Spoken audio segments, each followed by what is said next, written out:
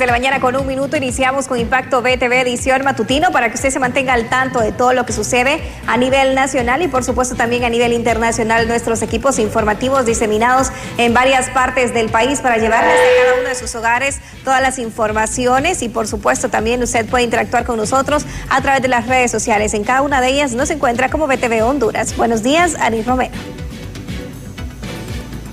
Buenos días, Andrómeda, y a todos nuestros televidentes. Gracias por acompañarnos en este día jueves. Saludos a quienes ya nos ven a través de www.btv.com.hn y también a los que nos están escuchando mientras conducen en Acción Radio 92.5, 95.1 y 95.9 en todo el territorio nacional. De inmediato con nuestros titulares.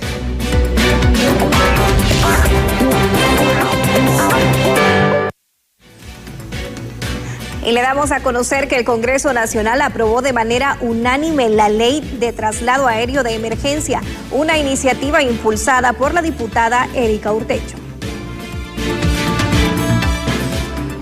El proyecto original que presenté, los recursos debían de ser consignados directamente a la Fuerza Aérea Hondureña, pero en el momento del debate la Comisión de Dictamen lo dejó para la Secretaría de Salud, algo que se advirtió que no era lo correcto porque esto implica un trámite burocrático que provocaría que los recursos llegaran de forma tardía o que incluso no llegaran. Y en las últimas horas las autoridades del Congreso Nacional también juramentaron a la Junta Directiva que funcionará como comisión interventora en la Universidad Nacional de Agricultura. Y en temas económicos también le detallamos que el presidente Asfura anuncia inversión en Puerto Cortés y proyecta más de 10,000 empleos. En noticias internacionales le damos a conocer que han encontrado muertos a 8 esquiadores desaparecidos en una avalancha en California.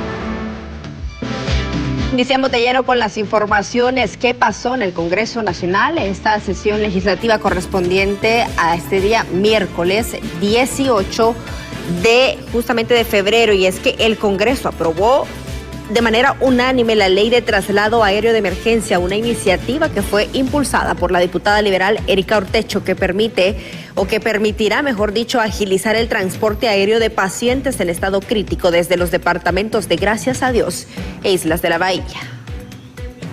Así que este Congreso Nacional, empático con esa situación y sin duda que se nota que tiene comprensión de la realidad que viven mi departamento, Gracias a Dios, y de Islas de la Bahía, tomó a bien que yo presentara nuevamente este proyecto de ley, y esta noche hemos autorizado y enmendado el error y se ha autorizado que esos 8 millones de lempiras sean consignados directamente a la Fuerza Aérea Hondureña para que a partir de que sea publicado en la Gaceta y se le transfieran los recursos ya no haya ningún motivo, y para que la Fuerza Aérea Hondureña pueda trasladar a esos pacientes críticos de forma oportuna, de forma gratuita, pero también pueda retornar a aquellas personas de ambos departamentos que han fallecido en la búsqueda de atención médica especializada de regreso a nuestros departamentos y se les dé cristiana sepultura. Y entre tanto, el presidente del Congreso Nacional, Tomás Zambrano, juramentó a la Comisión Interventora para la Universidad Nacional de Agricultura, UNAG, que funciona en Catacama, Solancho. La interventora está presidida por Javier David López Padilla, representante de la Universidad Nacional Autónoma de Honduras. Además de López Padilla, fueron juramentados Ramón Cárcamo Rivera, Olvin Álvarez Rodríguez, Luis Mejía Cálix y Ernesto Cornejo Ortiz, quienes ejercerán sus funciones durante 12 meses. La intervención de la Universidad Nacional Autónoma de Agricultura fue ordenada por el Congreso Nacional el pasado 12 de febrero, con lo que se suspendieron las atribuciones claves del Consejo Superior Universitario.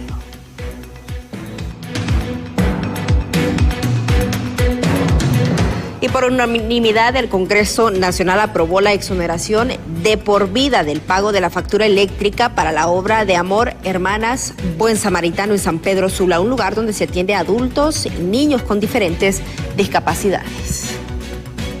Claro, estamos inmensamente agradecidas con Dios porque es bueno.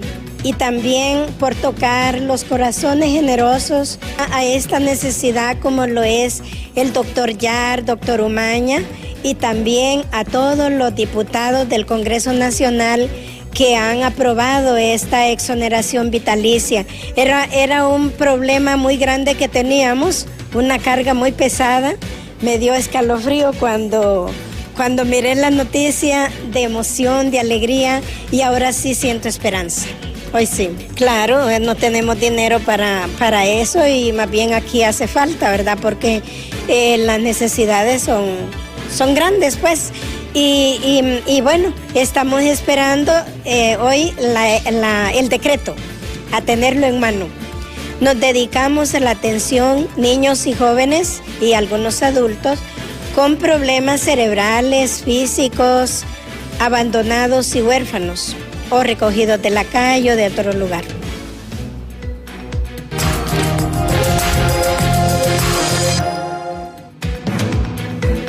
Y siguiendo con más informaciones, nos enlazamos a esta hora de la mañana con nuestro compañero Walter Pérez. Él se encuentra ubicado desde el Parque La Concordia, donde habitantes y personas que están alrededor del mismo, que transitan por este lugar, están pidiendo a las autoridades, principalmente de la alcaldía, su mantenimiento estructural de manera urgente. Usted nos explica más esta información, Walter. Buenos días.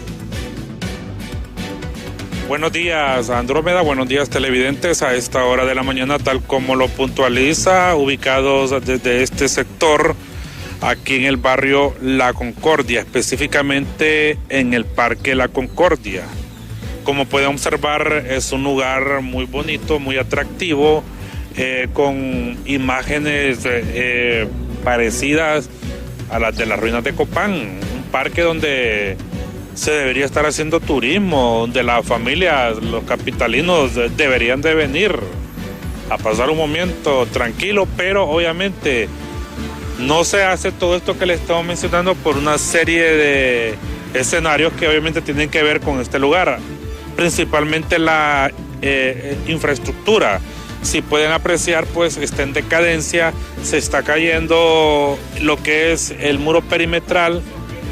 El muro perimetral se está cayendo a pedazos. Miren, compañeros, las imágenes de mi compañero Elvis les muestra cómo está, pues, prácticamente en decadencia. Pedazos son los que se encuentran de este muro. Miren que es el muro perimetral que rodea todo el Parque La Concordia. Aquí pues improvisaron con unas láminas, pero obviamente eso no es la solución. Si me ayuda aquí al otro extremo, Elvis, por favor.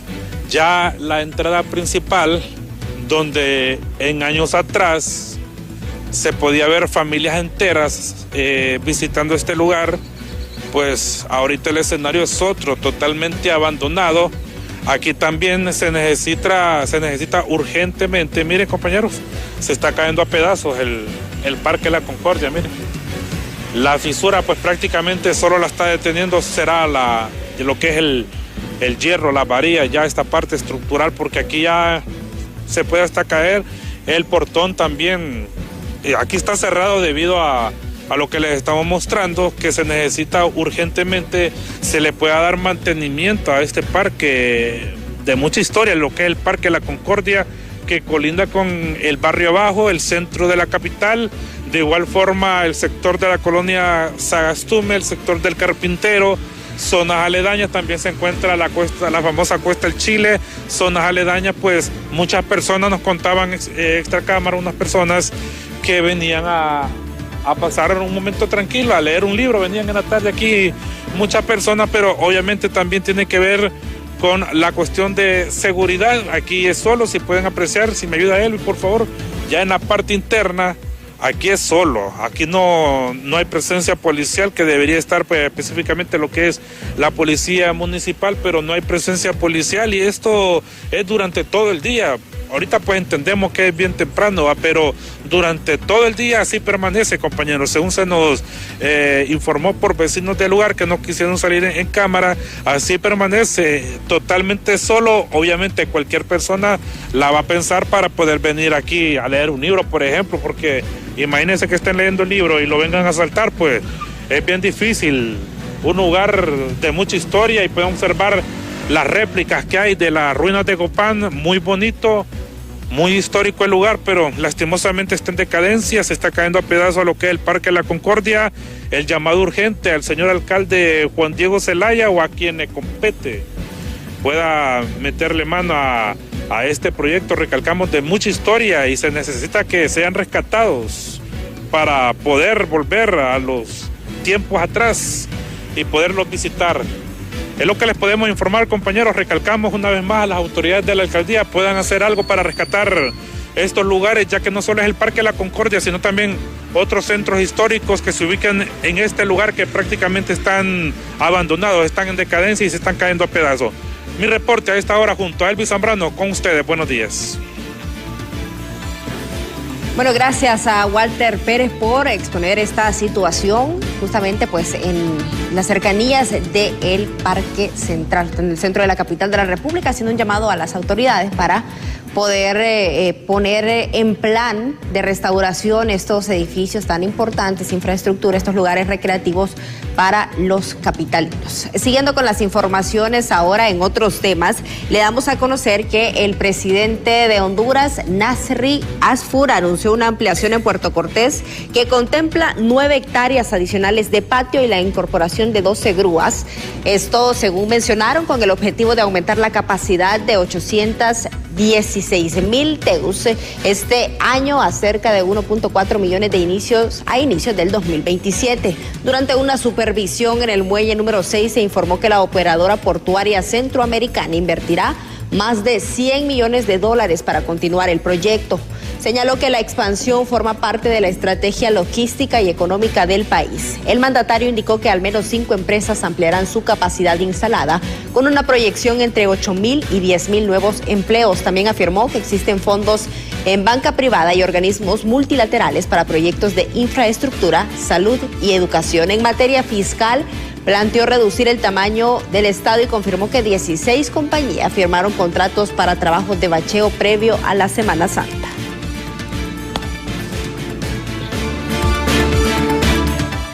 Y también le damos a conocer que autoridades de la Secretaría de Infraestructura y Transporte CID, también de Aduanas Honduras y el Instituto Nacional de Migración realizaron una inspección en la aduana El Amatillo para evaluar su infraestructura y funcionamiento. Durante el recorrido se anunciaron proyectos de remodelación, construcción de un nuevo acceso y mejoras operativas con el objetivo de agilizar el tránsito de carga y viajeros en la frontera con El Salvador.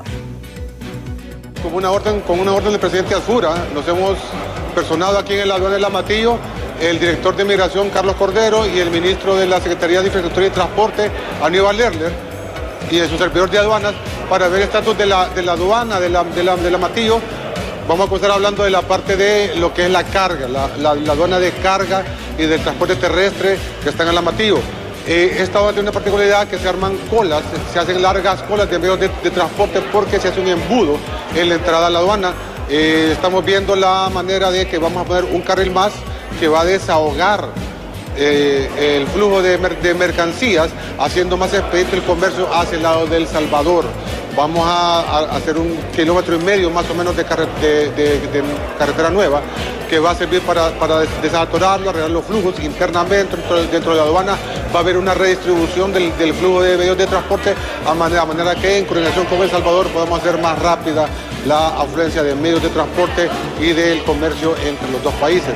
Asimismo, aquí en la aduana en la aduana vieja que le decimos, la aduana donde pasan las personas, mantenemos una comunicación y convivimos junto con Migración y otras instituciones, y fuimos a revisar los dormitorios que compartimos con Migración. Vamos a hacer algunas remodelaciones, colocación de lavadoras, vamos a reeducar unos dormitorios, vamos a reeducar la cocina también donde almuerzan y comen los muchachos, y en la parte del edificio de aduanas propiamente dicho también se va a hacer unas reparaciones de humedad, una organización de papeles, una organización de oficinas, áreas de acondicionado que están en mal estado, problemas con la energía eléctrica, se va a hacer un pozo también para que la aduana y migración tengan agua constantemente y el problema que hay a veces con los sanitarios, que nos quedamos sin agua porque el pozo viejo pues ya no da la cantidad de agua necesaria y hay mucha gente pegada. Vamos a dar uno exclusivamente para aduanas y migración para que todo fluya de manera normal y los turistas cuando vengan o pasen por Honduras se lleven una buena experiencia tanto en el tema de baños, tiempos de respuesta de inmigración, tiempos de respuesta de aduanas y una aduana limpia y bonita, digna de un país como es Honduras.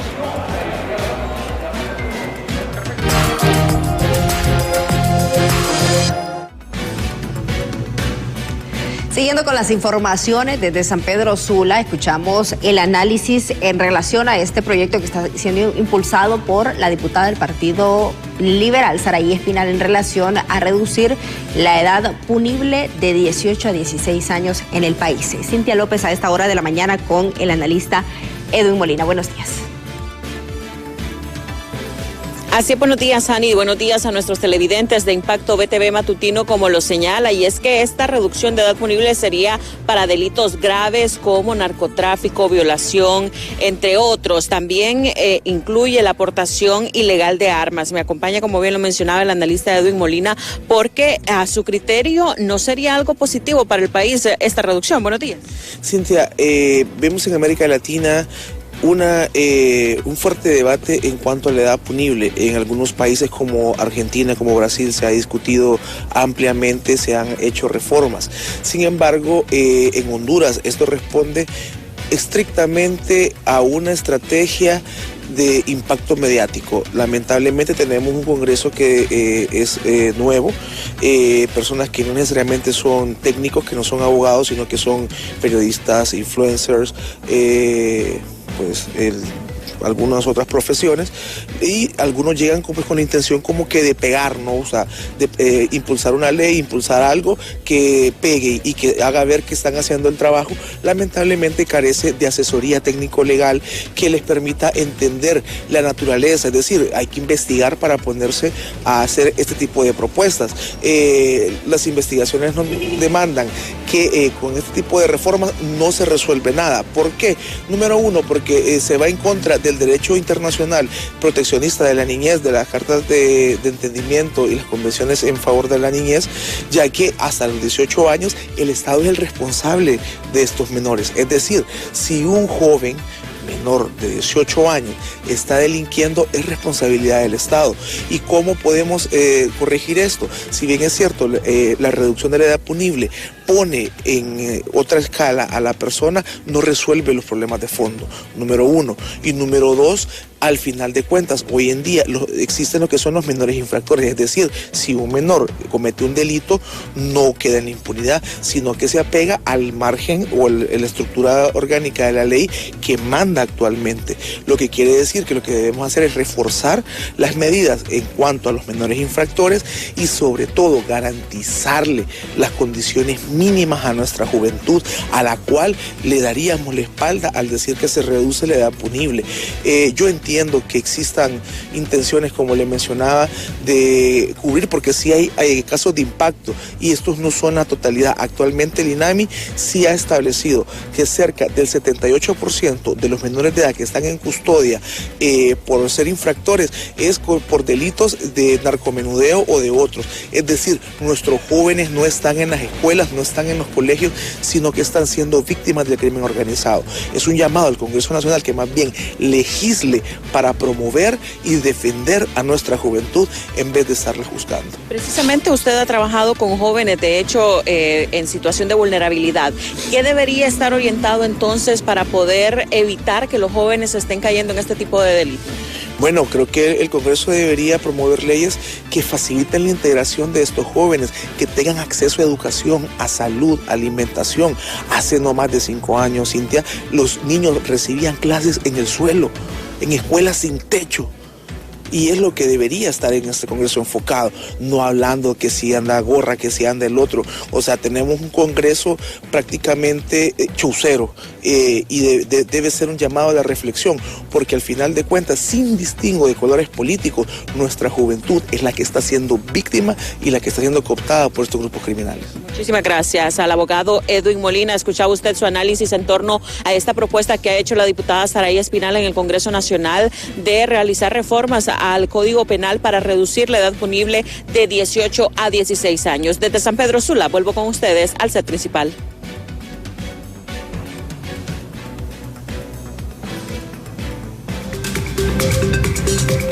Gracias, Cintia, por esta importante información. Al regresar de la pausa, no nos cambie porque le damos a conocer el pronóstico del tiempo para este día. 6 de la mañana, 26 minutos, siguiendo con las noticias. Le damos a conocer que el Tribunal Superior de Cuentas anunció que realizará 60 auditorías en municipalidades del país como parte de un plan orientado a fortalecer la transparencia, la rendición de cuentas y también el control en la administración de los recursos públicos. La planificación que ejecuta el Tribunal Superior de Cuentas incluye el auditar un total de unas 60 municipalidades a nivel nacional. 9 de ellas ya se han desplazado los equipos hacia los diferentes sectores para poder revisar la gestión en la que se han conducido, en particular lo que refiere al manejo de la deuda pública, lo de ingresos presupuestarios, lo que es el control interno, entre otros factores. Al final del proceso de análisis de indagaciones que hagan las diferentes comisiones, se elabora un informe para determinar qué es lo que realmente ha pasado.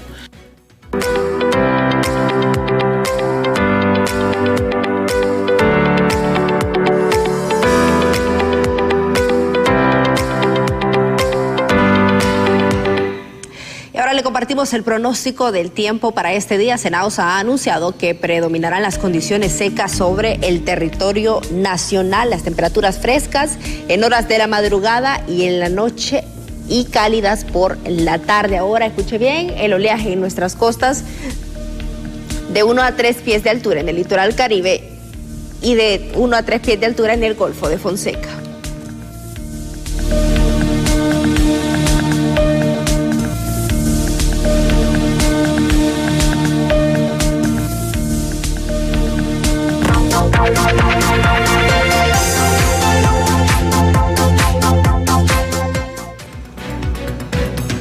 Siguiendo con la agenda, ante las recientes sospechas de casos de sarampión en el país y también la alerta emitida por la Secretaría de Salud, el Colegio Médico de Honduras anunció una jornada de capacitación dirigida a médicos a nivel nacional, esto con el objetivo de fortalecer la detección oportuna, el manejo clínico y también la notificación inmediata de posibles contagios. Los colegas a nivel nacional donde vamos a dar capacitación para detectar, identificar, diagnosticar y tratar a tiempo el sarampión, que tenemos bastantes casos en el norte de América, ¿verdad? Sabemos también de que hay una fuerte población, sobre todo en Estados Unidos y Canadá, que es antivacuna y dejaron de vacunarse y de allá nos están viniendo muchos casos de sarampión que creo que no se van a detener porque el movimiento antivacunas no se detiene allá y nosotros también que hemos disminuido la vacunación en los últimos años también aquí en Centroamérica, en México y Centroamérica. Yo pienso que la población debe entender que las vacunas de ninguna manera es un veneno que se le está inoculando a los niños. Nosotros fuimos vacunados cuando niños hace 50 años, ¿verdad? Y no ha pasado nada, estamos bien. Posiblemente lo que ha ocurrido es que a las personas se les ha inculcado miedo a las vacunas y esto también nos hace tener este problema grave que estamos enfrentando de casos que teníamos años de no haber casos de sarampión. Y siempre en temas de salud, el viceministro de Redes de la Secretaría de Salud, Eduardo Midense, aseguró que aún mantienen afinando los procesos legales para dar paso a los nuevos cambios en el sistema público sanitario, tras haberse declarado un decreto de emergencia. Ok, mejoras tangibles En cuanto a alianzas público-privadas que nosotros mencionamos, en cuanto a contratación de nuevos recursos, estamos trabajando ya en toda la estructura presupuestaria y financiera para poderlas materializar. Pero previo a eso había que reglamentar los procesos, es decir que sabemos lo que vamos a hacer. Había que reglamentar con todos los sectores el cómo lo vamos a hacer. Eso lo trabajamos en conjunto con OPS, aquí la doctora Amalia presente. Toda una semana que estuvimos con diferentes sectores, ya tenemos claridad sobre las reglas del juego, por decirlo de alguna manera, en cómo vamos a empezar a trabajar.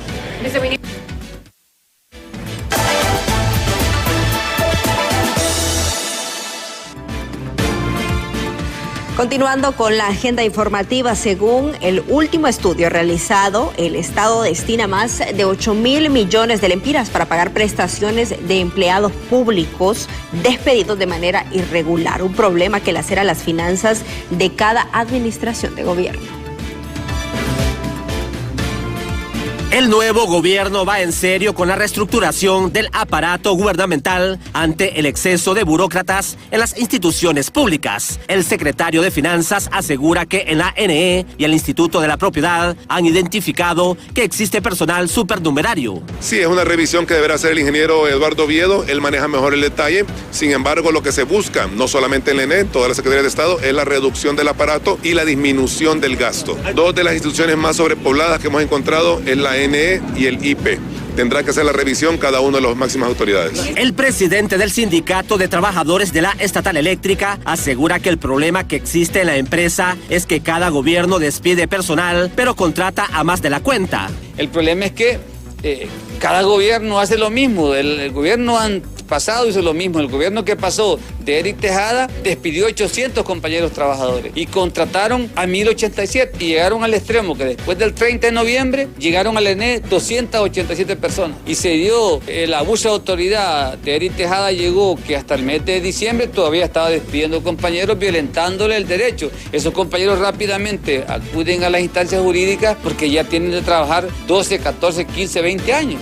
Que se le violenta el derecho. Estos masivos despidos que se dan cada 4 años por cambio de gobierno le generan un golpe muy fuerte a las finanzas del Estado, ya que según el último estudio, los gobiernos destinan miles de millones de lempiras para pagar prestaciones a los empleados públicos. Decía que cuando yo estaba en el gobierno hace mucho tiempo, ya más de 10 años de esto, se hizo un estudio por parte del gobierno de entonces y llegamos a la conclusión de que más o menos el gobierno pierde 8.000 millones de lempiras anuales por pago de demandas, ¿no? Y eso es una cosa muy grande, ¿no? Que hay que tratar de solventar para que, repito, esos recursos mejor se destinen a obras que son más importantes para la población.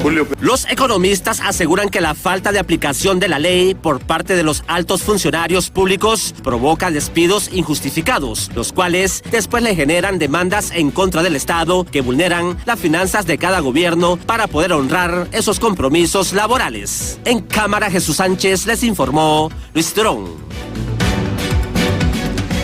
Y siguiendo con más, en Nelson Márquez, subcomisionado de la Secretaría de Gestión de Riesgos y Contingencias COPECO, informó que tras realizar la transición de autoridades, se encontraron 200 puestos de trabajo sin justificar en esta dependencia. Cada uno de los empleados, de los cuales hasta el momento se desconoce sus funciones, podría estar devengando un sueldo arriba de 20.000 lempiras. El subcomisionado pidió a los empleados que justifiquen su labor en esta institución, de lo contrario se procederá conforme a ley.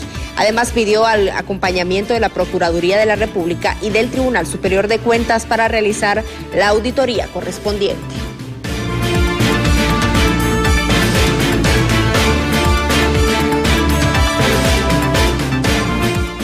Y siempre en temas económicos, la octava encuesta sobre economía familiar que fue elaborada por el Instituto de Investigaciones Económicas y Sociales de la máxima casa de estudios revela que el estancamiento de los salarios en el país y el elevado costo de vida tiene en la miseria a los trabajadores hondureños.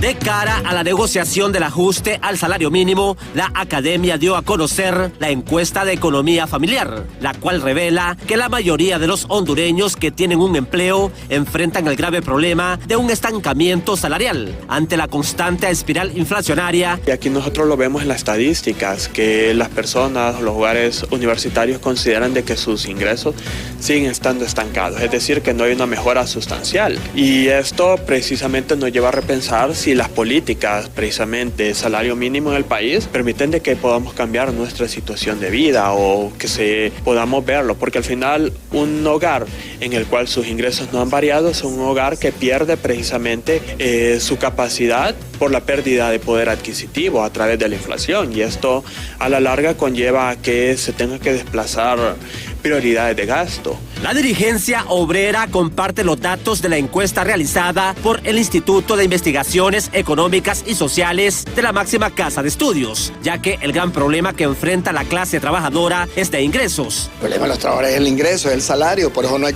quien corte café.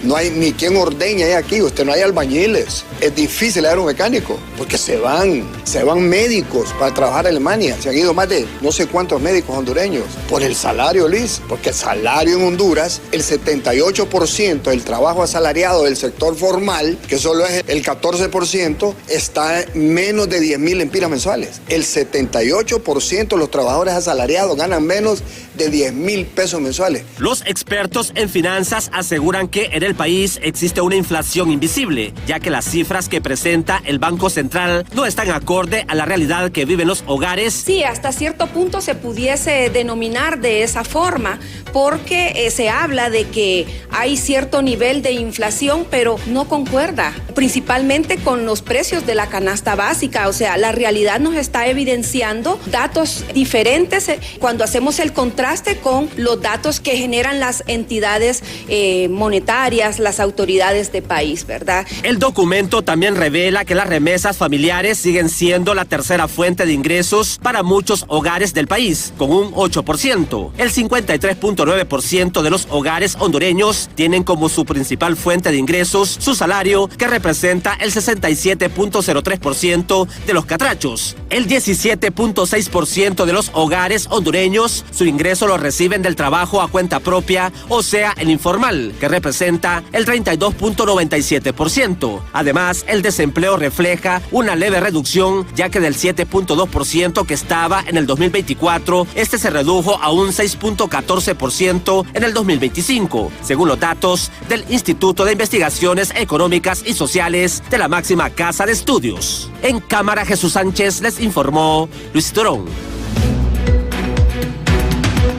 Siguiendo con más información, la misión del Fondo Monetario Internacional se reunió con empresarios donde trataron temas de política monetaria, de política cambiaria, energéticos, entre otros.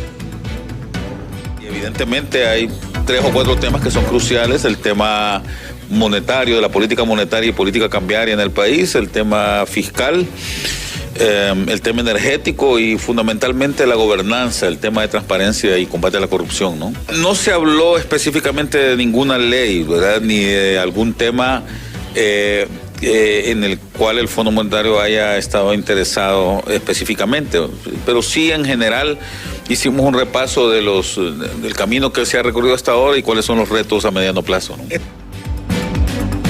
Siguiendo con las noticias, la titular de la Secretaría de Agricultura y Ganadería sostuvo un encuentro con productores representantes de la agroindustria arrocera para poder definir algunas acciones conjuntas que permitan recuperar la producción nacional del grano. Con números claros y preocupación evidente, autoridades y agroindustriales revisaron la situación del arroz en el país. La última cosecha no alcanzó los 500,000 quintales, mientras el consumo anual se aproxima a 6 millones. Lo que está sucediendo es una tendencia normal. En todos los países del mundo, a medida que se industrializan, a medida que avanza en la industria de servicios, el campo tiene un menor porcentaje de personas. Y lo conversamos al inicio de la reunión, la única salida es la mecanización, la automatización de los procesos. El problema más ingente era el problema de la recepción de la cosecha de Atlanta y de Colón, ya está recibiéndose la cosecha y hay compromiso de parte de la agroindustria a recibir lo que hace falta. Esta cosecha que está finalizando no se llegó ni al 500,000 de quintales, el consumo es de más de 6 millones de quintales. Entonces apenas estamos tratando de comenzar un proceso de reversión de la disminución de la cosecha nacional para avanzar hacia un poquito más de autosuficiencia en la producción nacional.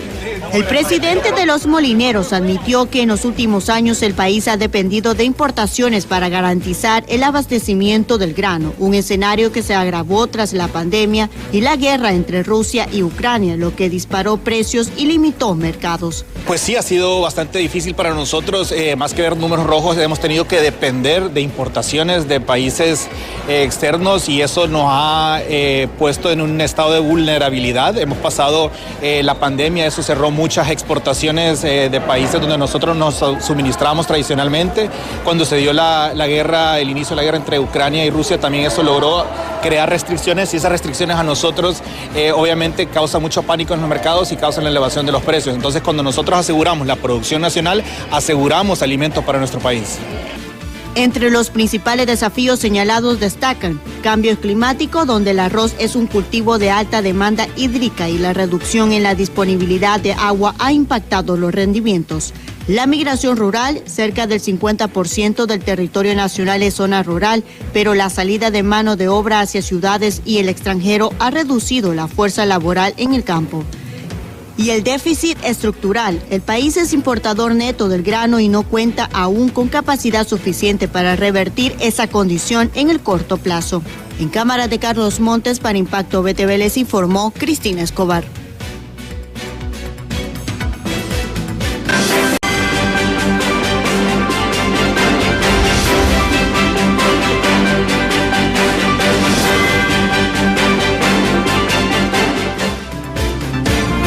Gracias por continuar informándose con nosotros en Impacto BTV edición matutino y le vamos a conocer también las diferentes reacciones luego de la aprobación en el Congreso Nacional para un peritaje especial nuevamente de audios difundidos por parte del consejero Marlon Ochoa y también el fiscal general de la República, Joel Zelaya. Aquí las opiniones.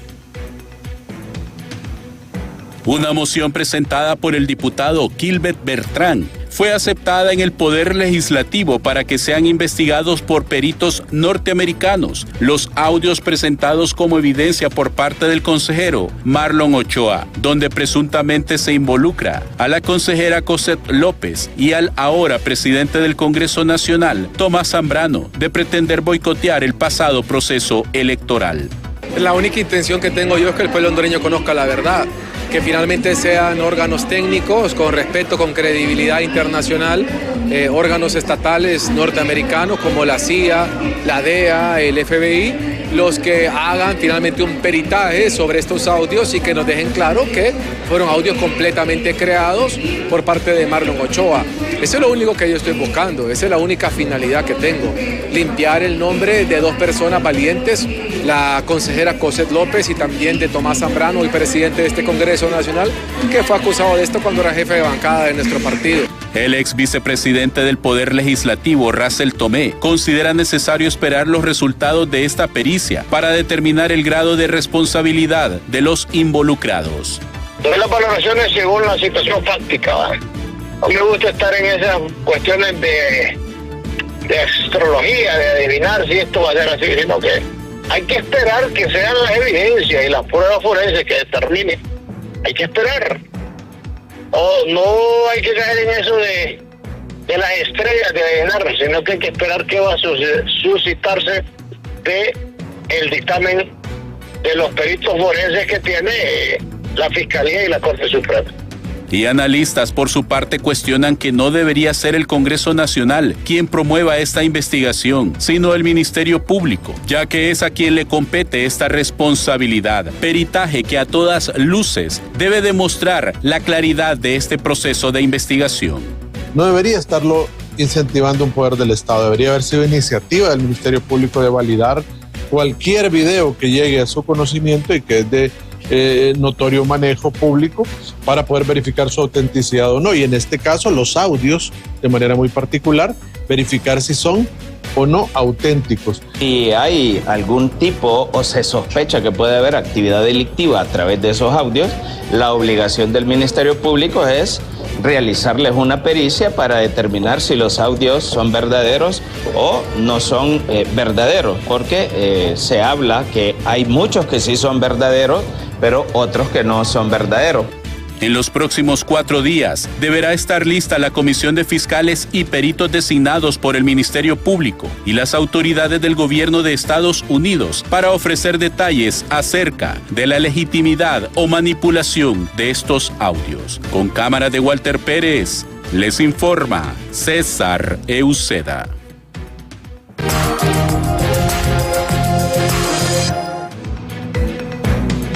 6 de la mañana con 49 minutos. Walter Pérez nos da a conocer que en el centro de la capital los vendedores ambulantes se han tomado la determinación de irse a protestas este día. Walter, con usted.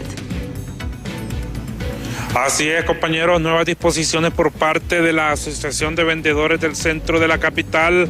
Al filo de las 10 de la mañana está programada una protesta pacífica en el casco histórico de la capital, y esto debido a estas disposiciones que ha adoptado el nuevo alcalde Juan Diego Zelaya de mantener libre de vendedores lo que es la peatonal.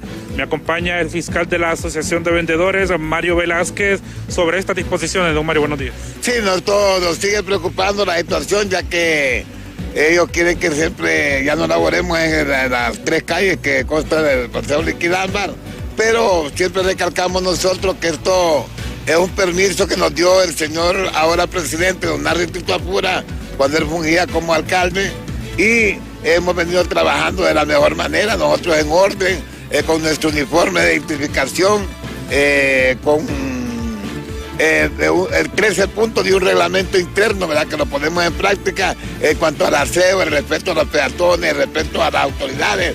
Y van implícito muchas cosas que hemos venido desarrollando durante 8 años, nos sorprende eso, pues, ¿verdad?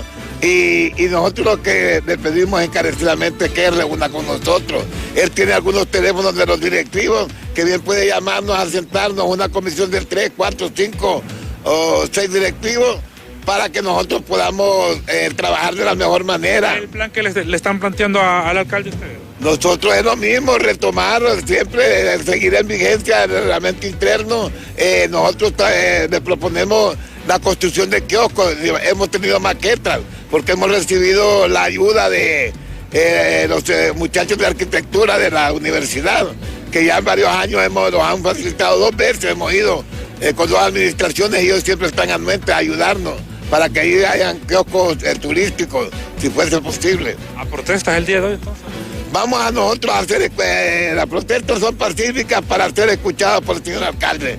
Nosotros entendemos que don Juan Diego Zelaya trae buenas intenciones para la capital, pero si se habla de que nosotros el desempleo es galopante en el país, ¿por qué quitarnos a nosotros que no somos carga para el Estado, que nosotros mismos nos autoempleamos?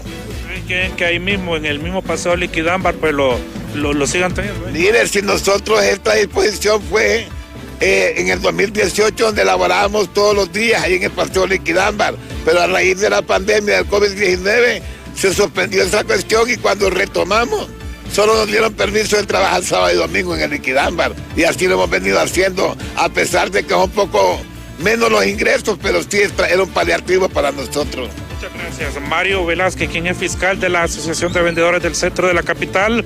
Nuevas disposiciones, protesta pacífica para el día de hoy en el centro de la capital.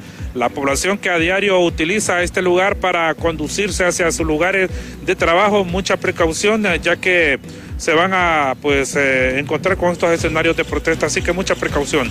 Mi reporte, compañeros, a esta hora con ustedes. Gracias, Walter, por esta importante opinión referente